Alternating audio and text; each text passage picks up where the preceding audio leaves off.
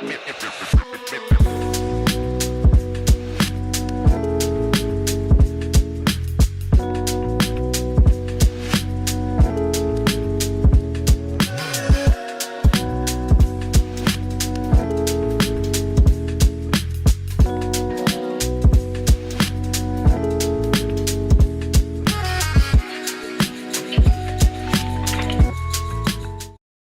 you ready to be a villain? Get that stuff out of here! It's Southwest Bias!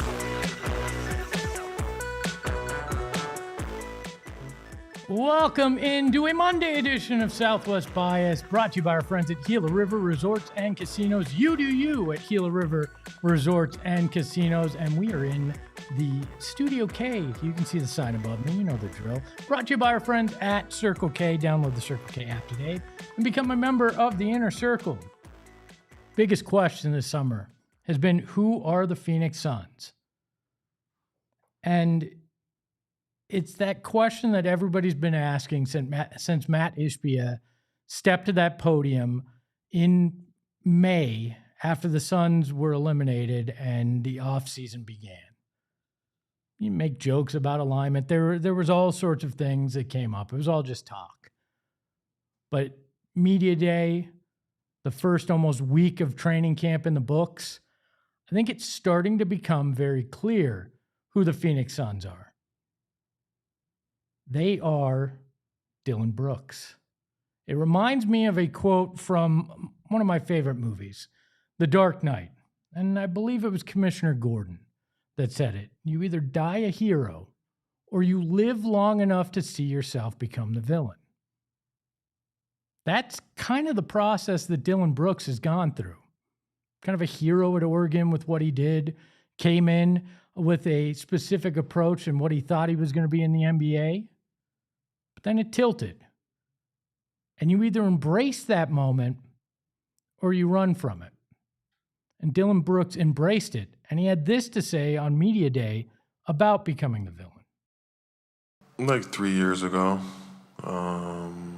after that whole thing with the Lakers, I had to look myself in the face, with Memphis not wanting me and, trying to figure out a new path in the NBA. I had to look at myself in the mirror and say, how bad do you want it? From that on, I've been, relishing in open arms to the villain persona role, whatever you want to put it. But that just comes from just me being super competitive, trying different things on the defensive end that's gonna, annoy or wear down on the offensive player. In Oregon, I didn't have to do too much of that. We played a lot of zone, so I just guarded my zone. But I feel like just the way I play, smash mouth, physical, in your face type of game is where I got the villain. Had to look myself in the mirror and ask, how bad do I want it? You think anybody in that locker room last year was asking themselves in the mirror that? Maybe Devin Booker. But this team, this culture, this approach is built around exactly what Dillon Brooks is. Somebody that wants it. Somebody that's going to go out there and play smash mouth, play physical, do what it takes by sacrificing his body, by being the loud one, by being out there and supporting his teammates. This is the kind of team that I think every other city is going to wind up hating and Phoenix is going to embrace. This is the misfit toys, the group of guys that you bring together that other cities, would have been like, all right. But this is the kind of guys we've loved in Phoenix. They're the kind of guys that we've rallied around. Dillon Brooks will become a fan favorite because he's got that edge. You've heard, ownership and Brian Gregory talk about wanting to build a team that Phoenix is proud of. That's based around this mentality. Look yourself in the mirror. How bad do you want it? Suns fans want it more than any other fan base. And they deserve a team that wants it just as much. That's why Dillon Brooks is that guy, and his attitude will permeate, right? He had this to say at practice after training camp practice the other day. We got a villain junior on our team. I'm gonna let you guys figure out who he is. We got a villain junior on this team. I'll let you guys figure out who it is. His attitude is already transferring to this team. I'll tell you this, I'm 99% sure it's Colin Gillespie. There's no inside info there. It's just what I think. And Really? yeah, I'm 99% sure it's Colin Gillespie. That'd be so awesome. And you know why? In part because some of the footage we've seen from training camp, but also the way Gillespie approached things at Media Day, talking about how he has to work hard to get everything that he's wanted, that he has been in the league 3 years, but he has to continue to play like his spot isn't guaranteed ever. Again, the mindset that the Suns want. It falls in line with Dillon Brooks' mindset. And let's watch this video that the Suns dropped on social showing Dillon in practice. Switch! Force here! Get up! All right! Stay on your feet, youngin'!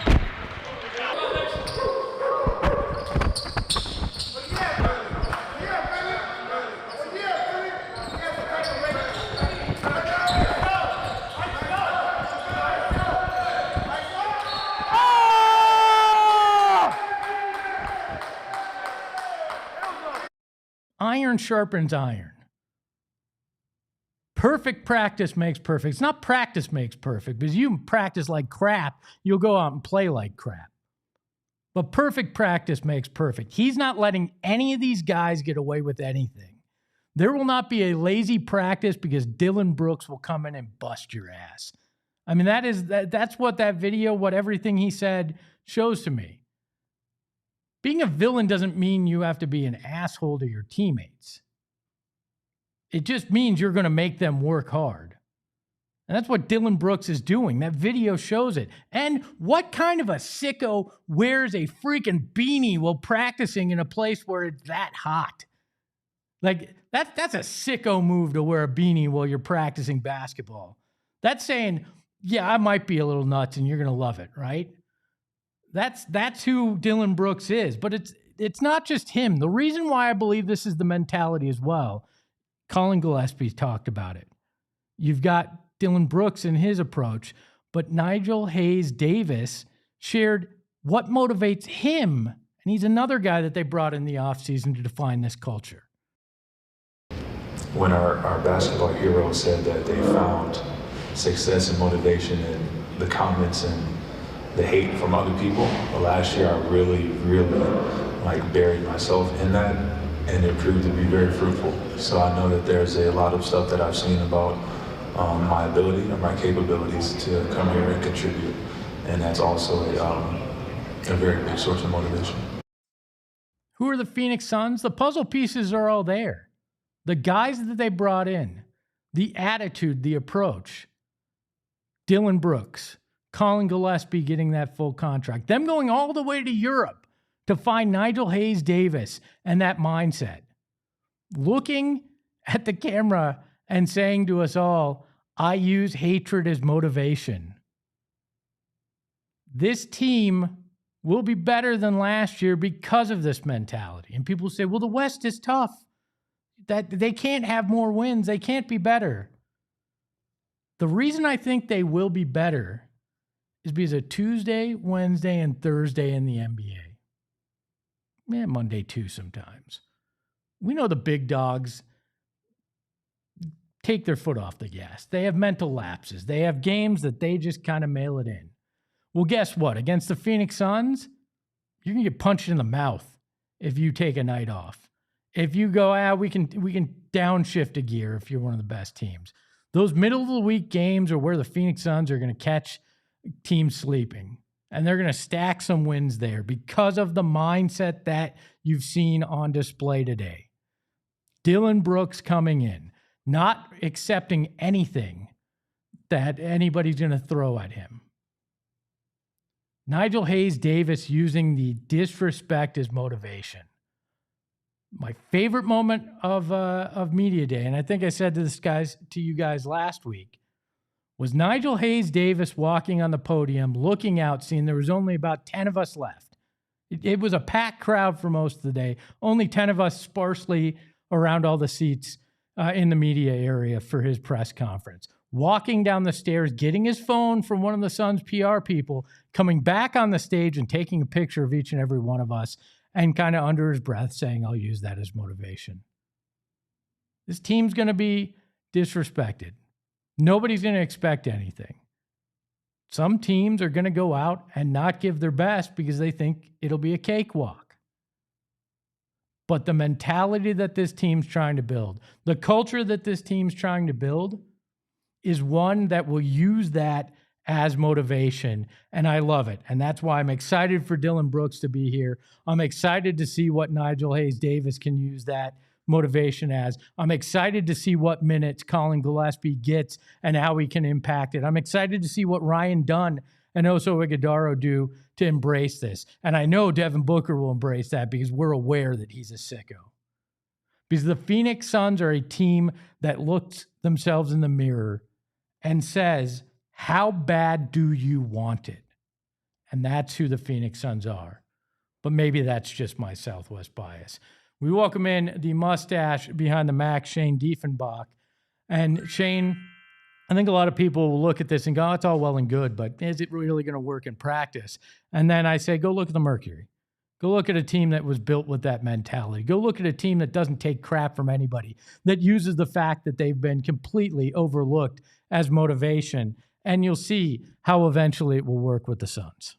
Yeah, I totally agree. Look, this isn't something – this type of team isn't a team that, just immediately competes and everything is fine. Like it's going to – this isn't that type of team. But it is the type of team where the rebuild accelerates a little faster than you'd think, or the retooling, whatever you want to call it. And even if they are in that 35 win range where everyone thinks, it's going to be basketball with heart. There's not going to be the heartless games where – like the last 2 years where you're just sick of this team. Like it won't be like that. And again, like I think you can catch fire pretty quickly with a roster like this that cares so much. They say nice guys finish last, and I think in part because they lack that edge. We've seen a lot of nice guys play in Phoenix. No championships.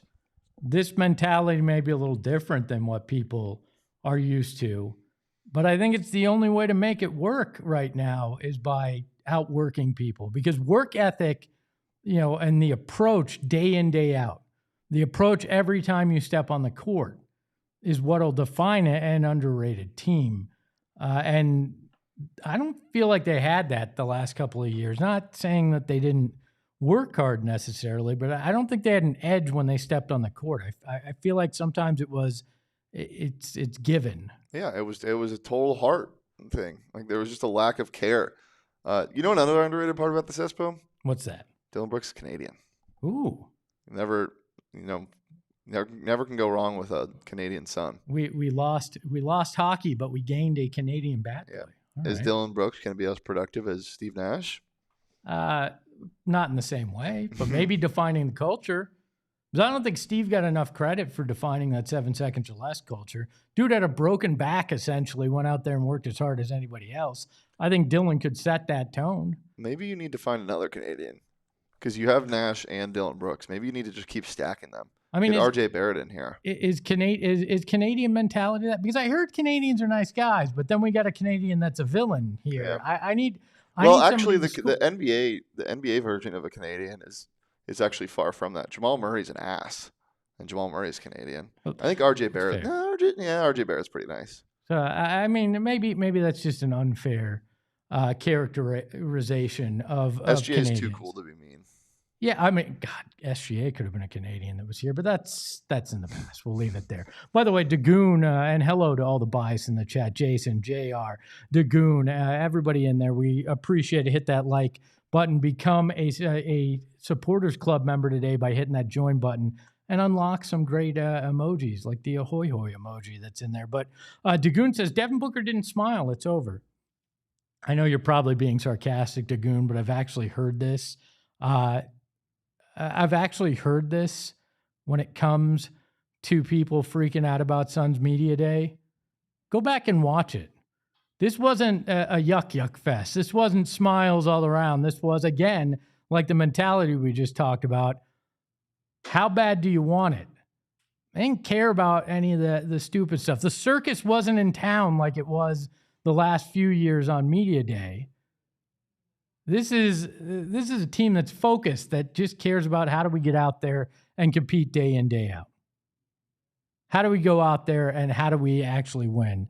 And if you look, Devin's kind of been this guy for a while. He is locked in, and that's what it was. I don't think there's anything more than that. And if you want a picture that he smiled in later on, he in the bowels of the arena when they took media day photos with the team, he smiled plenty. But when you're talking to the media, you're facing questions about your leadership. You're facing questions about why things failed. I don't want a guy smiling and cracking jokes necessarily, especially when you're the leader of this team. You talked about wanting guys to set the tone. He and Dillon Brooks made it very clear, we're here to work. They've had those conversations in the mirror with themselves. How bad do you want it? These guys want it bad. Another team, or two teams that wanted it bad, the Mercury and ASU. What they accomplished over the weekend were huge. We'll talk about that next on Southwest Bias.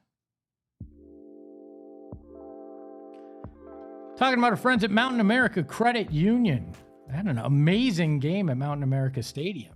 But if you want an amazing checking account, they got you covered with the MyStyle. You can make MyStyle your lifestyle with the MyStyle Checking Account, because everyone needs a checking account, and they have built-in benefits. You don't want benefits that aren't built in. You want built-in benefits like restaurant deals. We all got to eat, right? So restaurant deals. Mobile phone protection, because inevitably you will drop that $1,000 phone that you bought and you might shatter that screen. So get it protected. Telehealth access. We all need health care. And you know what? It's tough to get to the doctor. So telehealth access, identity protection, loan rate discounts, offers on travel and events, and oh, so much more. Make MyStyle your lifestyle at Mountain America Credit Union. Visit macu.com/MyStyle to apply. Insured by NCUA. Membership required. Based on eligibility, some benefits require no cost registration activations. Terms and conditions and exclusions apply, like everything in life. Circle K, I stopped there this morning. I did. But I changed it up a little bit today because I got a nice little text message last night from Circle K saying, hey, tomorrow is National Coffee Day. I didn't know September 29th was National Coffee Day, but they let me know, and they said, you know what? Just because you're you and you're a member of the inner circle, stop in today. You can get a free medium coffee. And I said, you know what? I'm going to try a little different form of caffeine. I'm going to try a little personal fuel that's different. I tried their coffee, some pumpkin something or other. That was a special. Not a real big pumpkin guy, but I enjoyed it. And I got it for free. And those are the kind of things that they do for you when you become an Inner Circle member. 25 cents off per gallon on your first 5 Phillips, and 3 cents off per gallon after that. Then you hit that Espo level, 5 cents off per gallon, plus 79-cent Polar Pops, 99-cent Frosters, and all sorts of surprise and delight deals that they'll provide to you. Join the Inner Circle for free by downloading the Circle K app today. Terms and conditions apply at participating locations. Visit CircleK.com for details. Talking basketball, and I want to talk about the Mercury a little bit. I said in the open that you want proof that this mentality that the Suns are trying to build, this culture that the Suns are going to try to build, will work. Look no further than the WNBA team that they share a family with, right? This team was built on finding a young, innovative head coach, Nate Tibbetts. Suns got that in Jordan Ott. You look at, they brought in players with edge, team that plays for each other, heart, hustle, not afraid to get in people's faces. Go look at Alyssa Thomas and Satu Sabally and what they do with opponents there. Not afraid to get in people's faces. Kalia Copper does it too. This team took being underrated, took being not respected in the least, and use that as fuel, like we heard Nigel Hayes-Davis talk about. And guess what? They accomplished 2 of the biggest comebacks in WNBA playoff history beat the number 1 seed, both against New York, the defending champs, and the number 1 seed Minnesota Lynx. Everybody picked against them. Nobody said they had a chance. And guess what? They played for each other. They played and they defied the odds, came back in 2 of the biggest ways we've seen in playoff basketball in either league, and won in 4 games to go to the WNBA Finals. They were the worst team in the WNBA 3 years ago. 9 total wins. Took a step forward last year under Nate Tibbetts with Kalia Copper as part of it. Completely blew everything up. They said goodbye to Brittany Griner. Diana Taurasi retired. They overhauled the roster. There were only 2 people that returned. They brought in an entire new roster that was predicated on culture. And they turned it around and went to the WNBA Finals. I'm not saying the Suns are going to go to the finals, but this mentality appears to have worked there. And building that strong culture and playing for each other has worked on that side of things. And I think that's what they're trying to bring over. But this team, this Mercury team, is damn special. I know people have given me a hard time because I've talked about them throughout the summer. And some people don't want to sit there and watch a women's basketball game. But this last series was some of the more exciting basketball that you've seen. DeWanna Bonner hitting threes from the corner the other night to put this team into the WNBA Finals was electric. Another person that had been written off as, you know what, she's over the hill. Nobody expects anything. Was cut, brought in, played a key role in a decisive game. Alyssa Thomas doing crazy things. Satu Sabali having a big scoring outburst and being, in terms of kind of the emotional centering of that team. They made the friggin' Minnesota Lynx coach lose her ever-loving mind in Game 3 and get suspended for Game 4 because of the way they play. They're an irritant, but guess what? 16,000 people at the arena the other night loved every freaking second of it because that team is built in the reflection of what we all want from a basketball team. And now they are on the precipice of winning the 4th title for this franchise as the Phoenix Mercury. Watch it. You probably have 3 or 4 games left to watch what an exciting team this is. And hopefully it's a preview of the kind of heart and hustle that you're going to see come out of the Suns this year. But man, they have been damn exciting. And these finals are going to be fun too. And their Twitter account is trolling the hell out of people that didn't believe in them. And they gave the middle finger kind of the Jonas Brothers and said, nah, you can move a day. This is our house. We're not going anywhere. I love that attitude too. Even the franchise was like, nah. Jonas Brothers, there's an open day there. Either you can take it or you can, not do your concert here.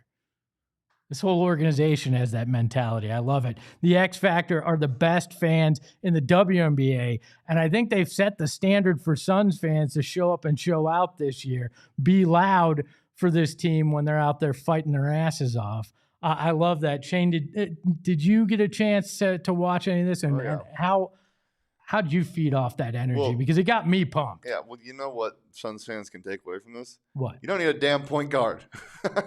No, you need people that can move the ball, an offensive system that makes sense. Yeah. AT is unbelievable at not only controlling the offense, but controlling the pace of the entire game on both ends of the floor. She dictates what offense the opposing team is going to run with the way she constantly pressures the ball and gets under everyone's skin. It's so awesome to see. And yeah, the energy that not only the team feeds off of, but the city feeds off of is infectious, and it's going to continue into Friday and Sunday and Wednesday. And no, it doesn't go past Wednesday. Let's get the sweep. Yeah, that's why I stopped there. Yeah, give me a sweep against Indiana. That's what I want. So, it's so fun, and you can't take these moments for granted because while it is easier to get to the WNBA Finals just by the less teams there are, it's not easy by any means. There's a reason why it's been dominated by the superstars in the past 3-4 years. You gotta have them, and you have 3 of them on your team right now. You got to take advantage. Kev, good morning in the chat. One of my favorite bias, and hello, Ashley. But Kev says, I went last night and will go watch Jonas Brothers tonight too. Love Scorch impersonating them. This is another thing. And I have some beef with the gorilla. We've talked about it. He sits here in the Funko Pop on the desk. But even Scorch has raised the bar. Scorch said, you know what? I'm the clown. I don't know what Scorch is. A princess of WNBA basketball. And I'm going to taunt the Jonas Brothers as well. I need the gorilla to step up his game this year too. As Kev says, Merc are fully aligned. It's totally true. Scorch is an alien. Scorch is an alien. From the planet Mercury.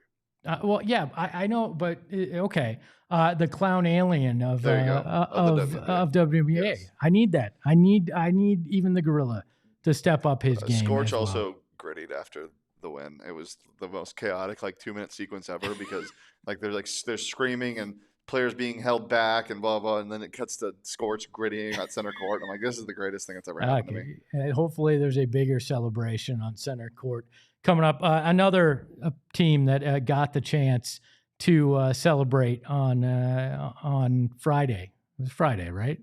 Right. I've lost track. It's fair. There was a Thursday night football game. There was a Friday night football game. There was a Saturday. I don't know. If that wasn't a football game. Yeah. Yeah, Friday night. It was Sunday WNBA. That was last night, right? I've lost track of. No, that was Saturday. Was it Saturday? Wait, that was Friday. No, was it? Yeah, it was Friday because it was at the same time. They closed it out Friday. Yeah, they closed it out Friday. I am so confused. Literally, I have no sense. There was nothing yesterday apparently other than Diamondbacks kind of playing. But anyway, ASU came out. They're down 17-0 to start this game. Weird day out there at Sun Devil Stadium because they didn't know if it was going to be delayed, rain, insanity. They fall down 17-0. And you go, okay, this is it. It's been fun. I even saw ASU fans going, all right. Well, yeah. I mean, there's a certain type of fan out there that loves to do that. But even me, I was at that game in the first half. The energy felt sucked out of the stadium. It was horrendous, and then Kenny Dillingham always says it, win the middle eight. And they didn't just win the middle eight. They almost won the first 3 of the middle 8 and took the lead in 3 minutes in a blink. It was unbelievable. Is this just Kenny Dillingham's calling card? Like the cardiac arrest? It can't be. Kind of game? I hope not. It can't be because hell. You can't fall. TCU is a good team. They're not a great team. You can't fall behind 3 scores to a great team at home. Is there a great team in the Big 12? I think Texas Tech's a great team. You think they're great? Yep, I think they are. So that's going to be the biggest test. Yep, then. for sure. I mean, every week is the biggest test. You got a road test against Utah for the bye week in Utah. That's always a scary environment. This team is so resilient and so awesome, and it's just been so fun to watch. I mean, Jesus saves, right? I mean, unbelievable Jesus win. Wins. Yeah, Jesus won. I mean, that team, what they're able to do, and the comebacks, the offense in the second half was unbelievable. What they were capable of doing. I'm just gonna have to play this just okay. This was a great shot that you got here, Sam Levitt on this scramble here. This kid is an athletic freak. Yeah, he's the best pure runner at the quarterback position in the Big 12, and definitely one of the best pure runners at the quarterback position in the country. People were calling him White Lamar Jackson after this, naturally, but that's not who he is. He's an unbelievable. He has a great pocket presence. He has unbelievable legs, and he's only going to continue to get better. But I still wouldn't call him Lamar Jackson at this point in his career yet. He reminds me of an evolved Jake Plummer. Exactly. That next, Jake Plummer 2.0 with those kind of runs, his ability to pass, but also the energy that he gives this team, that they can feed off him when he does that. I love the energy that he brings to the field too. I saw somebody say he was likely going to be the 6th quarterback drafted next year if he comes out. Nobody knows what. That's free. That's freaking nuts, though. Nuts. I don't really care about projections for the drafts right now. What I do care about is there's a world where you can have 2 top 10 picks, and that's not that crazy out of the question. I loved watching that, an unbelievable comeback performance. The question is, can they keep it going, which was the question last year, and they proved everybody that they can. The team has a surprising edge to it, and shout out to the ASU fans that for the first time, I think in football history, they've actually shown up and supported this team in the way that it needs it. That's another edition of Southwest Bias in the books. For the mustache behind the Mac, Shane Diefenbach. You can follow him at Shane Dief. You can follow the show at PHNX_sports. You can follow me at Espo. And remember, you got that dog in you? You damn well better for basketball season. Hoy, hoy. We all silly like the mayor.